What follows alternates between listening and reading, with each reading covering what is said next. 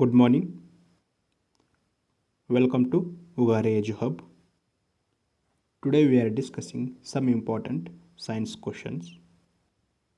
First one, which one of the following does TV remote control unit used to operate a TV set? Light waves, sound waves, microwaves, radio waves. ಅವ್ರೇನು ಕೇಳಿದಾರಪ್ಪ, T V remote ಕಂಟ್ರೋಲಲ್ಲಿ ಇಲ್ಲಿ ಕೊಟ್ಟಂಥದ್ರಲ್ಲಿ ಯಾವ waves ಇರುತ್ತೆ ಅಂತ ಕೇಳಿದ್ದಾರೆ. ಹೌದಾ? Answer ಬಂದು radio waves. ಇಲ್ಲಿ ನೋಡಿ, ನೀವು ಇಲ್ಲಿ ಡಯಾಗ್ರಾಮ್ದಲ್ಲಿ ನೋಡ್ಬೋದು. ಸೌಂಡ್ ವೇವ್ಸ್ ಅಂದ್ರೇನು, ರೇಡಿಯೋ ವೇವ್ಸ್ ಅಂದ್ರೇನು, ಮೈಕ್ರೋವೇವ್ಸ್ ಅಂದ್ರೇನು, ಹಾಗೆ ಲೈಟ್ ವೇವ್ಸ್ ಅಂದ್ರೇನು, ಅದು ಎಲ್ಲೆಲ್ಲಿ ಯೂಸ್ ಆಗುತ್ತೆ ಅಂತ ಬ್ರೀಫಾಗಿ ಕೊಟ್ಟಿದ್ದೇವೆ. ಇಲ್ಲಿ ವಿಸಿಬಲ್ ಲೈಟ್ ಅಂದರೆ ಲೈಟ್ ವೇವ್ಸ್. ಓಕೆ, ಇಲ್ಲಿ ನೋಡಿ radio waves FM radio, radar, aeroplane navigation. ಹಾಗೆ ಮೈಕ್ರೋವೇವ್ಸ್ ನೋಡಿ ಅಟೋಮಿಕ್ ಆ್ಯಂಡ್ ಮೊಲಿಕ್ಯುಲರ್ ರಿಸರ್ಚದಲ್ಲಿ ಯೂಸ್ ಮಾಡ್ತಾರೆ. ಹಾಗೆ ಎಕ್ಸ್ರೇ ನೋಡಿ medical examination of bones, teeth and organs, cancer treatment. Gamma rays ನೋಡಿ ಫುಡ್ ಇರಾಡಿಯೇಷನ್ ಮಾಡಲಿಕ್ಕೆ. Next question, Pateti is the festival of Parsis, Jains, Sikhs, Buddhist. Pateti ಈ festival ಯಾರ್ದಂತ ಕೇಳಿದ್ದಾರೆ ಅವರು. ಈ ಫೆಸ್ಟಿವಲು ಆನ್ಸರ್ ಪಾರ್ಸಿ. ಈ ಥರ ಸಸಿಗಳನ್ನು ಬೆಳೆಸ್ತಾರೆ. ಇವರು ಈ ಹಬ್ಬವನ್ನೂರ ಹೊಸ ವರ್ಷದ ದಿನ ಅಂತಂದು ಆಚರಣೆ ಮಾಡ್ತಾರೆ. ಅವ್ರು ಪೂಜೆ ಮಾಡುವಂಥ ದೇವರು ಔರ ಮಜಡ ಅಂತ ಆ ದೇವರ ಹೆಸರಿದು. ಅವರು ಈ ಹಬ್ಬವನ್ನು ತುಂಬ ಗ್ರ್ಯಾಂಡಾಗಿ ಸೆಲೆಬ್ರೇಟ್ ಮಾಡ್ತಾರೆ. Next question, a noise level of 100 decibel would correspond to just audible sound, ordinary conversation, sound from a noisy street, noise from a machine shop. ನೋಡಿ, ಅವ್ರು ಏನು ಕೇಳಿದಾರಪ್ಪ, 100 decibel ಸೌಂಡು ಏನನ್ನು ತಿಳಿಸುತ್ತದೆ, ಯಾವ ರೇಂಜ್ ಇದೆ ಸೌಂಡ್. ಹೌದಾ? Answer will B noise from A machine shop. ಈ list ನೋಡಿ, ಇಲ್ಲಿ ನೋಡಿ 0 decibelದಿಂದ 140 decibel ಕೊಟ್ಟಿದ್ದಾರೆ. ಹೌದಾ? ಯಾವ ಡೆಸಿಬಲ್ಗೆ ಒಂದೊಂದು ಎಕ್ಸಾಂಪಲ್ ಕೊಟ್ಟಿದ್ದಾರೆ ಅವರು. ನಮ್ಮ ಬ್ರೀತಿಂಗ್ ಇರುತ್ತಲ್ಲ ಅದು 10 decibel. ನಾವು ಪಿಸುಗುಡ್ತೇವಲ್ಲ, ಕಿವಿಯಲ್ಲಿ ಮಾತಾಡ್ತಾರಲ್ಲ, ಅದು 30 decibel. ಹಾಗೆ ಹೆಲಿಕಾಪ್ಟರ್ ಬಂದು 100 decibel. ಅದೇ ಮಷಿನ್ ಎಂಜಿನ್ನು ಯಾವುದೇ ಇರುತ್ತಲ್ಲ, ಯಾವುದೇ ಮಷಿನ್ ವರ್ಕ್ ಮಾಡ್ತಾರಲ್ಲ, ಅದು ಎಲ್ಲ 100 decibelದಲ್ಲಿ ಬರುತ್ತೆ. ಇನ್ನು ಪೊಲೀಸ್ ವೆಹಿಕಲ್ ಸೈರನ್ ಬಂದು 120 decibel. ನಮ್ಮ ಜೆಟ್ ಇಂಜಿನು, ಫ್ಲೈಟ್ ಎಲ್ಲ ಬರ್ತಾವಲ್ಲ, ಅವೆಲ್ಲ 130 decibel ಇರುತ್ತೆ. ಹಾಗೆ ಇಲ್ಲಿ ನೋಡಿ, ನಮ್ಮ ದೇಹಕ್ಕೆ ಯಾವುದೇ ತೊಂದರೆ ಇಲ್ಲದೆ ಗ್ರಹಿಸಬಲ್ಲ ಶಬ್ದದ ಪ್ರಮಾಣ ಅಂದರೆ 70ರಿಂದ 80 decibel. ಏನು ಪ್ರಾಬ್ಲಮ್ ಆಗಲ್ಲ. ಹೌದಾ? ನೆಕ್ಸ್ಟು, 20 ಹರ್ಜ್ಗಿಂತ ಕಡಿಮೆ ಆವೃತ್ತಿ ಹೊಂದಿರೋ ಶಬ್ದ ತರಂಗವನ್ನು ಏನಂತಾರೆ, ಆಶ್ರವ್ಯ ತರಂಗ ಅಂತಾರೆ. ಇಲ್ಲಿ ನಿಮಗೆ ಕೇಳೋದೇನಪ್ಪ ಅಂದರೆ, 20 ಹರ್ಜ್ದಿಂದ 20,000 ಹರ್ಜ್ಗಿಂತ ಆವೃತ್ತಿ ಹೊಂದಿರೋ ಶಬ್ದಗಳು ಏನಂತಾರಪ್ಪ. In between 20 hertz to 20,000 hertz ಇದನ್ನೇನಂತಾರಪ್ಪ ಅಂದರೆ ಶ್ರವಣಾತೀತ ತರಂಗಗಳು ಅಂತಾರೆ. ಓಕೆ, ಇಂಪಾರ್ಟೆಂಟ್ ಇದು. Next question, 1 astronomical unit is the average distance between the Earth and the Sun, Earth and the Moon, Jupiter and the Sun, Pluto and the Sun. ಒಂದು astronomical ಯೂನಿಟನ್ನು ಯಾವೆರಡು ಗ್ರಹಗಳ ನಡುವೆ ಅಳಿತಾರೆ ಅಂತ ಕೇಳಿದ್ದಾರೆ ಅವರು. ಇದು ಆನ್ಸರು ಅರ್ತ್ ಆ್ಯಂಡ್ ದಿ ಸನ್, ಸೂರ್ಯ ಮತ್ತು ಭೂಮಿ. ಈ ಎರಡು ನಡುವೆ ಇರುವಂಥ ಡಿಸ್ಟೆನ್ಸ್, ದೂರವನ್ನು ಅಳೆಯುವುದೇ 1 astronomical ಯೂನಿಟ್. ಇಲ್ಲಿ ನೋಡಿ, 1 ಆಸ್ಟ್ರಾನಮಿಕಲ್ ಯೂನಿಟ್ ಅಂದರೆ 9,30,00,000 ಮೈಲ್ಸ್ ಅಥವಾ 90 ಮಿಲಿಯನ್ ಮೈಲ್ಸ್. 1 ಮಿಲಿಯನ್ ಅಂದರೆ 10 ಲಕ್ಷ ಇಂಟು 1 ಮೈಲ್ ಅಂದರೆ ಗೊತ್ತಿದೆ ನಿಮಗೆ 1.6 ಕಿಲೋಮೀಟ್ರ್ ಅಂತ. ಅದು ಇಂಟು ಮಾಡಿದ ಬರುವಂಥ ಒಟ್ಟು ವ್ಯಾಲ್ಯೂ. ಅಥವಾ 150 million kilometres. Next question. When a CD ಅಂದರೆ compact disc used in audio and video system is seen in sunlight, rainbow, look colors are seen. This can be explained on the basis of the phenomena of. ಅವ್ರೇನು ಕೇಳಿದಾರಪ್ಪ, ಒಂದು CD ಇರುತ್ತಲ್ಲ, ಆ CD ಮೇಲೆ ನಿಮಗೆ ಆ colour ಕಾಣುತ್ತಲ್ಲ, ಸೂರ್ಯನ ಕಿರಣ ಬಿದ್ದಾಗ ಏನೋ ಒಂದು 7 ಕಲರ್ದು ರೇನ್ಬೋ ಕಾಣ್ತಲ್ಲ, ಅದು ಕಾಣಲು ಅದು ಯಾವ ಬೇಸಿಸ್ ಮೇಲೆ ಕಾಣುತ್ತೆ ಅಂತ. ಓಕೆ, ಅದು ಯಾವ ಬೇಸಿಸ್ ಮೇಲೆ ಕಾಣುತ್ತೆಪ್ಪ ಅಂದರೆ answer will be refraction, diffraction and transmission. ನಮ್ಮ ಪ್ರೀವಿಯಸ್ ವಿಡಿಯೋದಲ್ಲಿ ರಿಫ್ರ್ಯಾಕ್ಷನ್ ಅಂದ್ರೇನು, ಡಿಫ್ರ್ಯಾಕ್ಷನ್ ಅಂದ್ರೇನು ಎಲ್ಲ ನೋಡ್ಬೋದು. ಇಲ್ಲಿ ಡಯಾಗ್ರಾಮ್ದಲ್ಲಿ ಕಾಣುತ್ತೆ ನೋಡಿ, ಇದೆ CD. ಓಕೆ, CD ಮತ್ತು DVD ಎರಡು ಡಿಫ್ರೆನ್ಸ್ ಇರುತ್ತೆ. Next question. Which of the following is an iron or?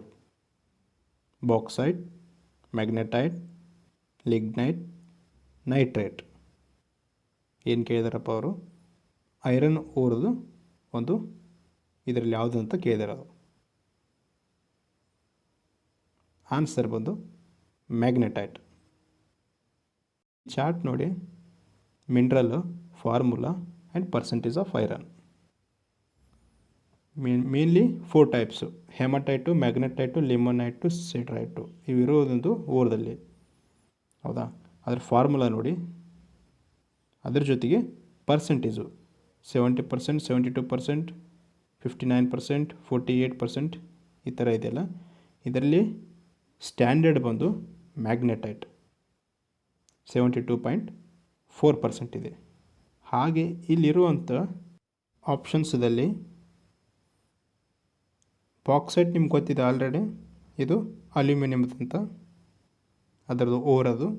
ಹಾಗೆ ಇಲ್ಲಿ ಲಿಗ್ನೈಟ್ ಬಂದು, ಈ ಲಿಗ್ನೈಟು, ಆಂಥ್ರಸೈಟು, ಬಿಟುಮಿನಸ್ಸು, ಹೌದಾ, ಸಬ್ ಬಿಟುಮಿನಸ್ ಕೋಲು, ಇವೆಲ್ಲ ಏನಿವು, ಇವು ಕೋಲದು ಓವರ್ ಆಗುತ್ತೆ. Important. Next question. The gas used for artificial fruit ripening of green fruit is ethylene, acetylene, ethane, methane. ಅವ್ರು ಕೇಳಿದಂಥ ಕ್ವಶನು, ಒಂದು ಕಾಯಿ ಅದು ಹಣ್ಣಾಗುತ್ತೆ, ಅದನ್ನು ಆದಷ್ಟು ಬೇಗ ಮಾಡ್ತಾರೆ ಗೊತ್ತಾ? ಒಂದು ಔಷಧಿಯಲ್ಲಿ ಅದ್ರ ಬೆಳಕ ಆ ಕಾಯಿ ಹಣ್ಣಾಗುತ್ತೆ, ಮಾಗಿದ ಅಂತಾರಲ್ಲ, ಅದಾಗಬೇಕಾದ್ರೆ ಇಲ್ಲಿರುವಂಥ ಯಾವ ಗ್ಯಾಸನ್ನು ಯೂಸ್ ಮಾಡ್ತಾರೆ ಅಂತ ಕೇಳಿದ್ದಾರೆ.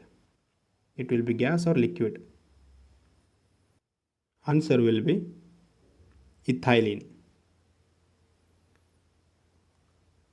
ಇದ್ರ ಫಾರ್ಮುಲಾ ನೋಡಿ, ಇಥೈಲಿನ್ ಬಂದು C2H4, ಎಸ್ಟೈಲಿನ್ ಬಂದು C2H2, ಹಾಗೆ ಮಿಥೇನ್ ಬಂದು CH4. ಹೌದಾ? ಇಥೇನ್ದು ಏನಂತ ಕಮೆಂಟ್ ಮಾಡಿ. ಇಲ್ಲಿ ನೋಡಿ, ಎಸ್ಟೈಲಿನನ್ನು ವೆಲ್ಡಿಂಗ್ ಹೊಡೆಯುವಂಥ ಮಷಿನ್ದಲ್ಲಿರುವಂಥ ಗ್ಯಾಸ್ ಫ್ಲೇಮ್ ಬರ್ತದಲ್ಲ, ಅಲ್ಲಿ ಸಹ ಯೂಸ್ ಮಾಡ್ತಾರೆ.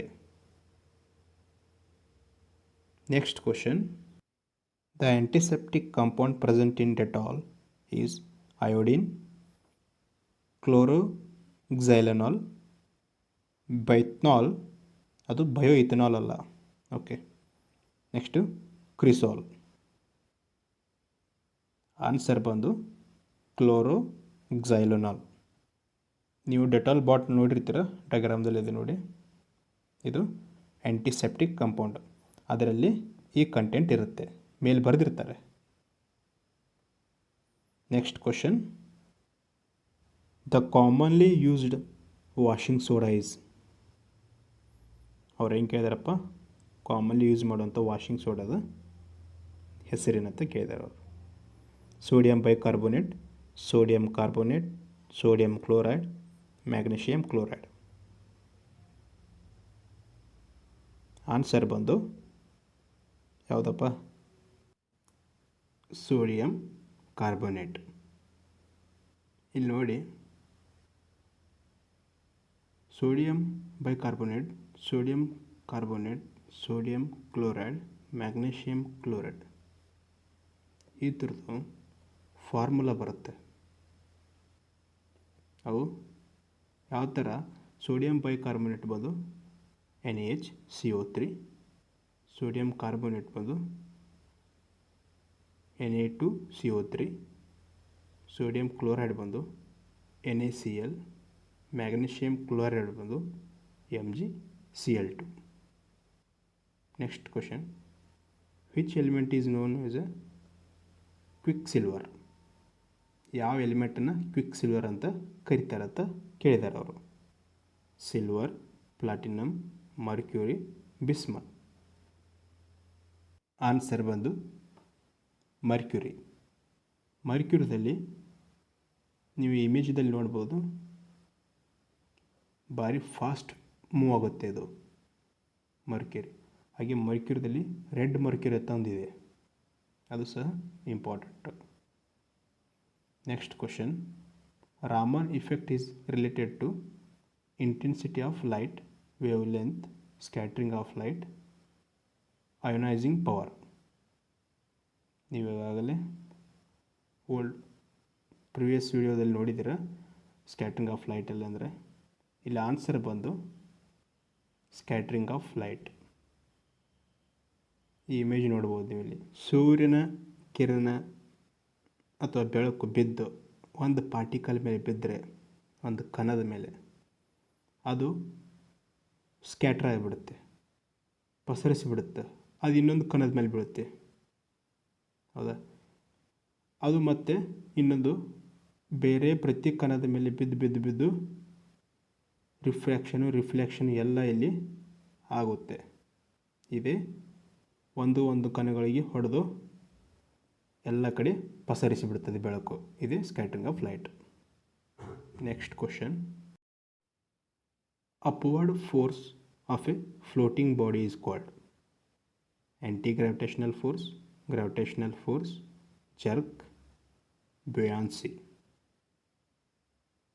ಹೌದಾ. ಇಲ್ಲಿ ನೋಡಿ, ಅಪ್ವರ್ಡ್ ಫೋರ್ಸ್ ಆಫ್ ಫ್ಲೋಟಿಂಗ್ ಅಂದರೆ ಒಂದು ವಸ್ತು ಎರಡು ಫೋರ್ಸ್ ಮೇಲೆ ವರ್ಕ್ ಮಾಡುತ್ತೆ, ಒಂದು ಮೇಲ್ಭಾಗದಲ್ಲಿ ಮತ್ತು ಒಂದು ಕೆಳಭಾಗದಲ್ಲಿ. ಇಲ್ಲಿ ಬೊಯೆನ್ಸಿ ಅಂದರೆ ಕನ್ನಡದಲ್ಲಿ ಇದಕ್ಕೆ ಏನಂತಪ್ಪ ಅಂದರೆ ತೇಲುವಿಕೆ. ಹೌದಾ. ಒಂದು ವಸ್ತುಕ್ಕಿಂತ ಬೊಯೆನ್ಸಿ ಫೋರ್ಸು ಜಾಸ್ತಿ ಇದ್ದರೆ ಆ ವಸ್ತು ಬೊಯೆನ್ಸಿ ಫೋರ್ಸ್ ಅಂತ ಹೇಳ್ಬೋದು. ಈಗ ಎಕ್ಸಾಂಪಲ್ ಬಂದು ಶಿಪ್ ಆಗುತ್ತೆ, ಹೌದಾ. ಈ ಇಮೇಜ್ದಲ್ಲಿ ಹೇಳುತ್ತೆ ನೋಡಿ, buoyancy force is greater than or equal to the weight of object. ಒಂದು ವಸ್ತುವಿನ ಭಾರದಕ್ಕಿಂತ ಈ ಬೊಯೆನ್ಸಿ ಫೋರ್ಸ್ ಅಥವಾ ಈ ತೇಲುವಿಕೆಯ ಕ್ರಿಯೆ ಜಾಸ್ತಿ ಇರಬೇಕು. ಇದೇ buoyancy force. Which part of cinchona plant yields quinine? Root, bark, leaf, stem. Cinchona ಪ್ಲ್ಯಾಂಟ್ದಿಂದ ಯಾವ ಭಾಗದಿಂದ ಕ್ವಿನೈನ್ ಅನ್ನು ತೆಗಿತಾರೆ ಅಂತ ಕೇಳಿದ್ದಾರೆ ಅವರು. ಆನ್ಸರ್ ಬಂದು ಬಾರ್ಕ್. ಇಲ್ಲಿ ನೋಡಿ, ಬಾರ್ಕ್ ಅಂದರೆ ಈ ಇದಿರ್ತಲ್ಲ ತೊಗಟಿ, ಮೇಲ್ಪದರ ಮೇಲೆ ಇರುತ್ತಲ್ಲ, ಅದನ್ನ ಕೆತ್ತಿ ತೆಗೆದು ಆ ತೊಗಟಿದಿಂದ ಏನೈತಿ ಈ ಕ್ವಿನೈನ್ ಎಂಬುದೊಂದು ಔಷಧಿಯನ್ನು ತಯಾರು ಮಾಡ್ತಾರೆ.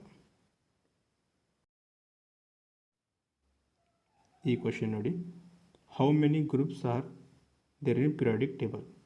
ಪಿರಿಯಾಡಿಕ್ ಟೇಬಲ್ದಲ್ಲಿ ಎಷ್ಟು ಗ್ರೂಪ್ಸ್ ಇದೆ ಅಂತ ಕೇಳಿದ್ದಾರೆ ಅವರು. 16, 18, 22, 7. Answer will B 18. 18 ಆಗುತ್ತೆ. ಇಲ್ಲಿ ನೋಡಿ, ಈ ಪಿರಿಯಾಡಿಕ್ ಟೇಬಲ್ ಇಮೇಜ್ ಕಾಣ್ತಾ ಇದೆಯಲ್ಲ, ಗ್ರೂಪ್ ಬಂದು 18 ಇರುತ್ತೆ. ಹೌದಾ?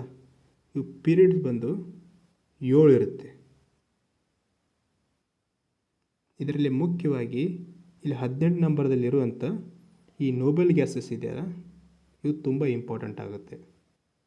ಇಲ್ಲಿ ನೋಡ್ಬೋದು ನೀವು, helium, neon, argon, krypton, xenon, radon, ಇವು 6 ನೋಬಲ್ ಗ್ಯಾಸಸ್. ಇಲ್ಲಿ ಅಟೋಮಿಕ್ ನಂಬರು ಮತ್ತು ಅಟೋಮಿಕ್ ಮಾಸ್ ಅಷ್ಟು ನೋಡ್ಕೊಂಬೇಡಿ.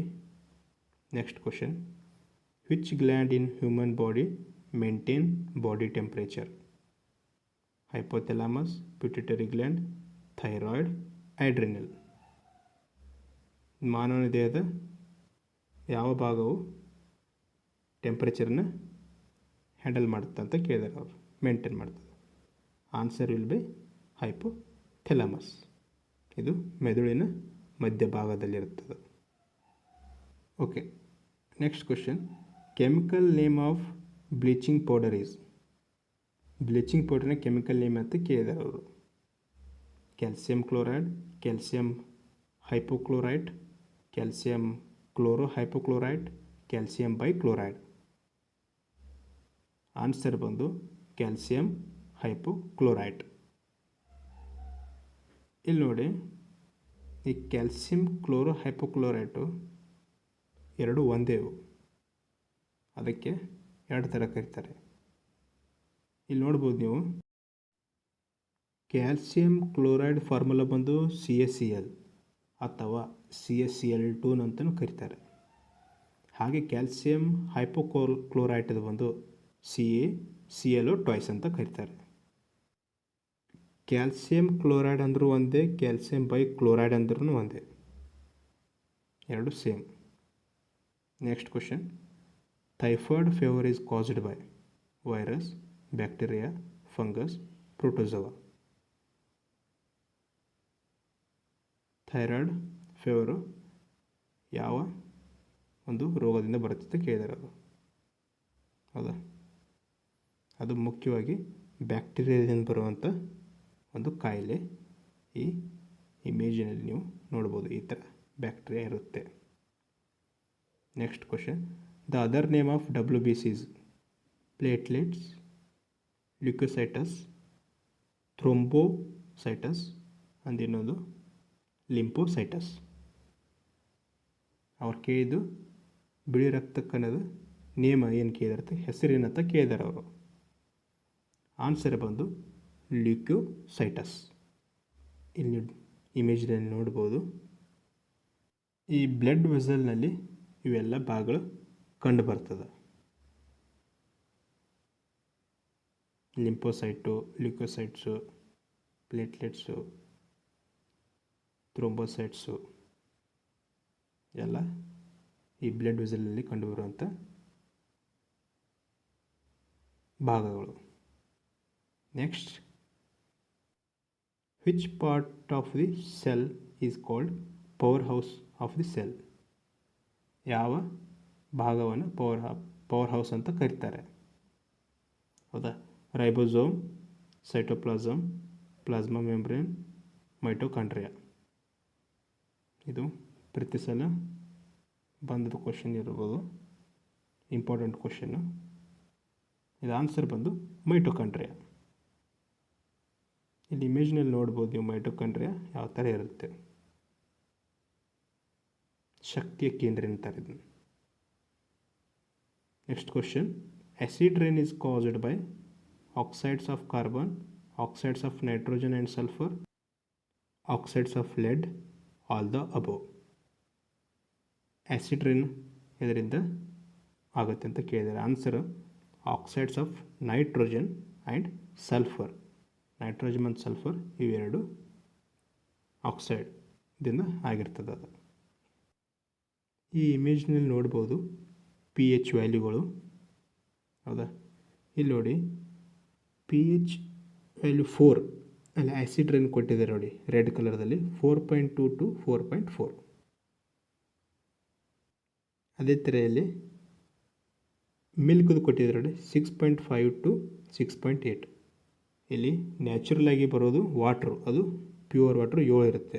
ಸಿ ವಾಟ್ರ್ ಬಂದು ನೋಡಿ 8 ಇರುತ್ತೆ. ಈ ಟೇಬಲ್ ಅನ್ನು ನೋಡ್ಕೊಂಬಿಡಿ, ಇಂಪಾರ್ಟೆಂಟ್ ಇದೆ. Next question, aqua regia is a mixture of hydrochloric acid and nitric acid, sulphuric acid and hydrochloric acid, sulphuric acid and nitric acid, none of the above. ಇಲ್ಲಿ ನೋಡಿ ಅಕ್ವೇರಿಜಿಯಾ ಅಂತ ನೀವು ಕೇಳಿದರೆ ಮೊದಲೇ, ಇದು ಬಂಗಾರದ ಒಂದು ಲೋಹ ಇದೆಯಲ್ಲ, ಆ ಕ್ರಿಯೆಯಲ್ಲಿದು ತುಂಬ ಮುಖ್ಯವಾಗಿ ಪಾತ್ರ ವಹಿಸುತ್ತೆ. ಈ ಕಂಟೆಂಟ್ ಆಗಬೇಕಾದ್ರೆ ಯಾವ ವಸ್ತುಗಳು ಇರ್ತಾವೆ ಅಂದರೆ ಹೈಡ್ರೋಕ್ಲೋರಿಕ್ ಆ್ಯಸಿಡ್ ಮತ್ತು ನೈಟ್ರಿಕ್ ಆ್ಯಸಿಡ್. ಈ ಇಮೇಜ್ನಲ್ಲಿರುವಂಗೆ ನೀವು ನೋಡ್ಬೋದು, ಈ ಹೈಡ್ರೋಕ್ಲೋರಿಕ್ ಆ್ಯಸಿಡ್ ಮತ್ತು ನೈಟ್ರಿಕ್ ಆ್ಯಸಿಡ್ ಎರಡನ್ನು ಮಿಕ್ಸ್ಚರ್ ಮಾಡಿದ್ದಾರೆ. ಆ ಮಿಕ್ಸ್ಚರಲ್ಲಿ ಇದಕ್ಕೇನಂತಾರೆ ಅಕ್ವೇರಿಜಿಯಾ ಅಂತಾರೆ. ಇದರಲ್ಲಿ ಗೋಲ್ಡನ್ನು ಆ್ಯಡ್ ಮಾಡಿದ್ದಾರೆ. ಹೌದಾ? ನೆಕ್ಸ್ಟ್ ಕ್ವಶನ್ ಬಂದು, ELISA test is employed to diagnose cancer, polio, AIDS antibodies, none of this. ಹೌದಾ? ಏಡ್ಸನ್ನು ಪತ್ತೆ ಹಚ್ಚಲು ಯಾವುದನ್ನು ಯೂಸ್ ಮಾಡ್ತಾರೆ ಅಂದರೆ ಎಲಿಸಾ ಟೆಸ್ಟನ್ನು ಯೂಸ್ ಮಾಡ್ತಾರೆ. ನೆಕ್ಸ್ಟ್ ನೋಡಿ, cow milk is rich source of vitamin A, vitamin K, vitamin B, vitamin C. ಇಲ್ಲಿ ಆನ್ಸರ್ ಬಂದು ವಿಟಮಿನ್ ಬಿ. ಈ ಬಿದಲ್ಲಿ B1, B2, B3, B4 ಎಲ್ಲ ಬರುತ್ತಿಲ್ಲ, ಅದರಲ್ಲಿ ಮುಖ್ಯವಾಗಿ B3 ಅಂತ ಹೇಳ್ಬೋದು ಇಲ್ಲಿ.